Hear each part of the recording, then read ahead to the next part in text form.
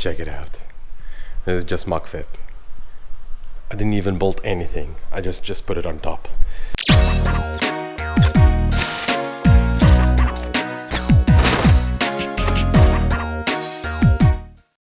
Welcome back, folks. As you can see, there is more shine to this one than normal.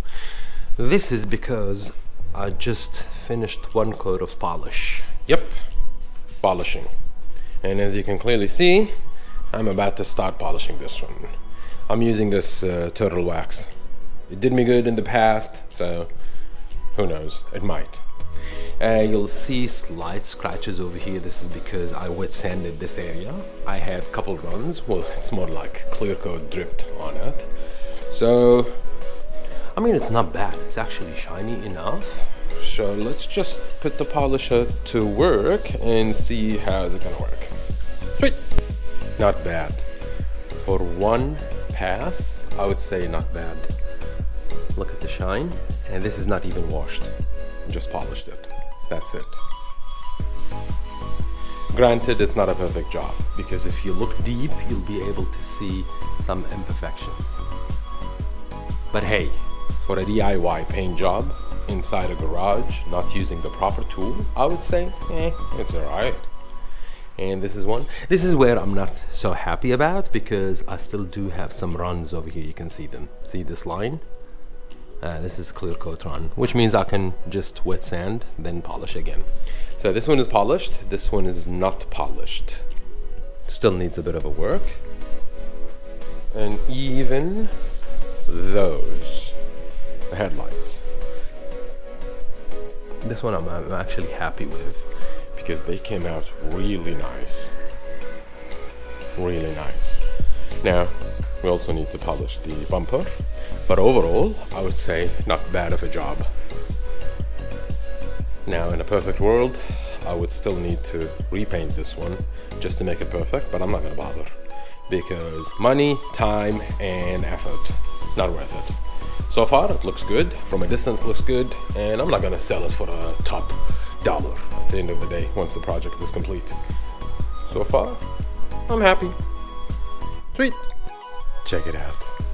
This is just mock fit. I didn't even bolt anything. I just put it on top. And you see the shine? You can clearly tell. Polished, polished, polished. Not so much polished. Not polished. But wow. Getting there, folks. Getting there. Not bad. Ta-da! Removed. What did we remove? We removed the mirror.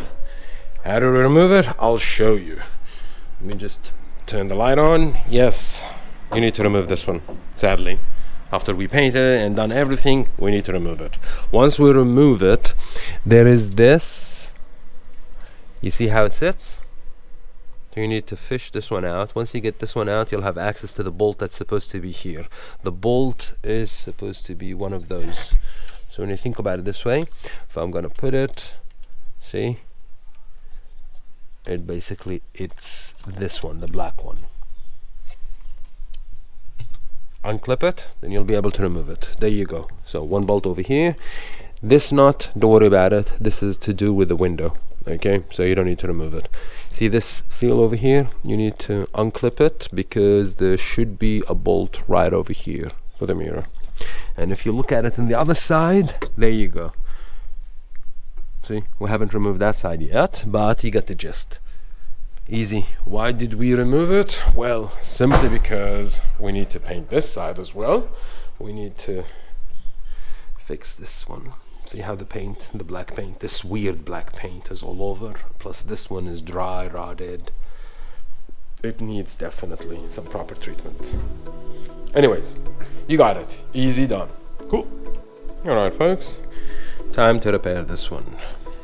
You see, like I said, this paint, I guess for lack of a better word, it's more like a paint.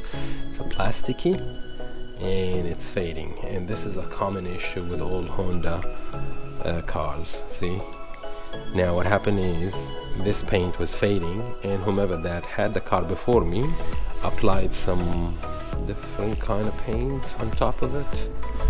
Anywho, it needs to be repaired. So first step, as you can see, I've masked this area because I'm gonna use heat gun and some scraper. So last thing I need is to cause some damage to the paint over here, although I still need to work on this one.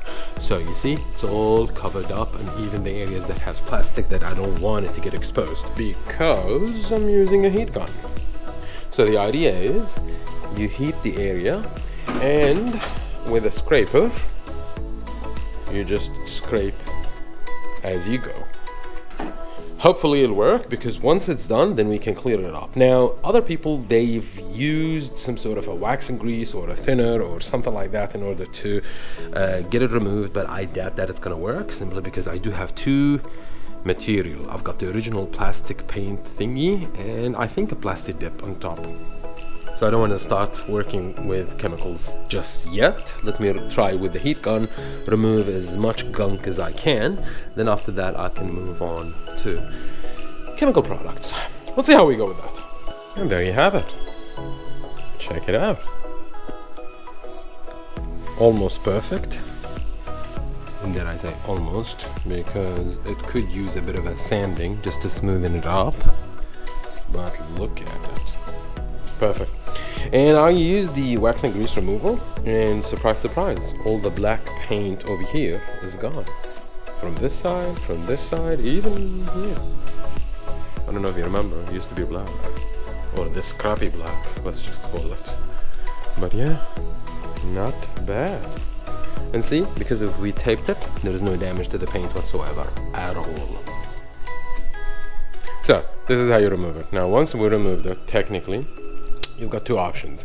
Either option number one, get a plasti dip black and paint it, or just a normal black, but you just need to make sure that the surface is clean properly. Use wax grease removal to remove any dirt and so on. Or you can just get a wrap and just wrap this area. I'm thinking to go with this route, because with the wrap it's just something that sticks over here properly. That way it looks better. I don't know if I have it, let me show it to you.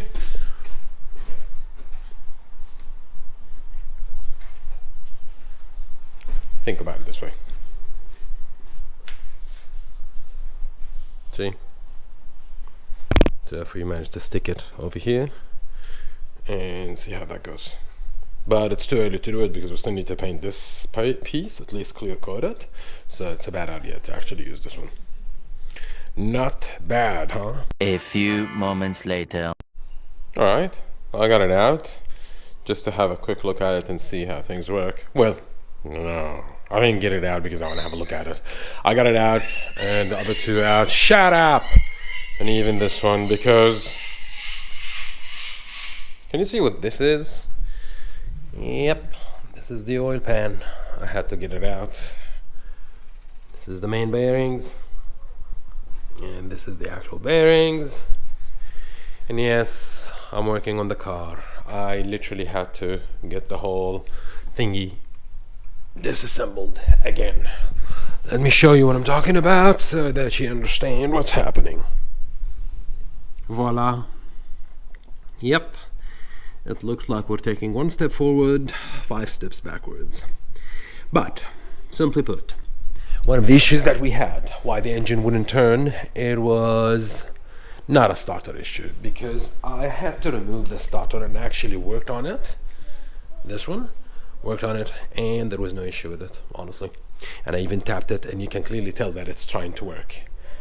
I even opened these ones and tried to look into inside the, what do you call it, the spark plugs. There's nothing to worry about. So, a lot of you guys told me to manually spin this. See, this is the main pulley. So you need to stick a wrench and a ratchet. There you go. And spin it. You need to spin it not clockwise. Yep. And it should spin. Now, what happened is, I put it in, I tried to spin it, it doesn't spin. That means the engine is stuck. Now, normally speaking, if you haven't worked inside the car, most likely you'll assume that the engine is seized. In this case, it's not seized, because it did work before we tapped into it. So, what does that mean? It means we installed something incorrectly. Now, we're not talking about the bearing sizes and all. Definitely not. We're talking about the items that we got out and how we put them back in. Now, I've managed to basically deduct that the issue that we have, they're actually here, those ones. So these are the ones that I need to work on. Now, if my theory is correct, each bearing or each cap, let's just say those ones, see how I've organized them? Now, I'm not sure this is the right order because each one is perfectly symmetrical with the other end of it. Now, when I got them out, I'm assuming I didn't organize them properly, and as a result of that, the one that's supposed to go to cylinder number 3 ended up going in cylinder number 1, and vice versa, and so on and so forth. As a result of that, all of those, when you put them in, they got stuck. Well, not them getting stuck, it's more like they made the actual crankshaft stuck, basically. And that's why it wouldn't spin. And because it wouldn't spin, we were not able to spin it manually, and as such, the engine did not turn. All I need to do is just ensure that I've got them in the right order, plus if you look at the back of them, there are numbers. So I need to look at the back, look at my videos just to ensure how the numbers are lined up. Now mind you, all of them, they have the same exact numbers. So it's not a matter of, this one says 3 and this one says 4. No, they're all the same numbers. The only difference is, should you put it like this or you put it the opposite way? So the numbers facing you or facing the other way. And that means when you put them back here, you just need to be mindful, is the writing or the wording going that way or going the other way? And you need to suss it out and make sure that as you get it in, it doesn't get stuck, because what happened is they got stuck with this, and as they are screwed, this one wouldn't turn, because if this one doesn't turn, then everything else is not working. That's the issue. So, oil pan is out. I cleaned up all the RTV that it has, and I applied new fresh RTV, and I even put the gasket. As you can see, the gasket is there, stuck. Now, normally speaking, you would need to put the RTV gasket, RTV, and hook it up. But because the RTV will dry at one point, so I put just the dab, and I put the gasket on. That way, when I put it on, this spot already stuck into this one, and I need to make sure that this pan is clean from any debris or anything before I put it in. But this is where we are now. Hopefully I'll be able to get it sorted out. Overall, this is where we're stuck, and it wasn't the battery, it wasn't a starter, it wasn't bad spark plugs, it wasn't anything. It was merely my mistake. I put them not in the right order. So, word of advice, when you get things out, before you do, take pictures. Don't video, take pictures. And that way you know how the order goes. Because what happened is I had to go back to my old videos and I had a look at them, and I've realized I put them the wrong way. Sorry. Anyways, we learn from our mistakes. So, this is a quick video for you guys to see, and thank you for your patience. I had to take a vacation, spend some time with my wife, and I went to Fiji. Fiji is good, so if you haven't been, go there. Anyways, if you like what you see, stick around for the next video, and until I see you next time, okay? Yalla.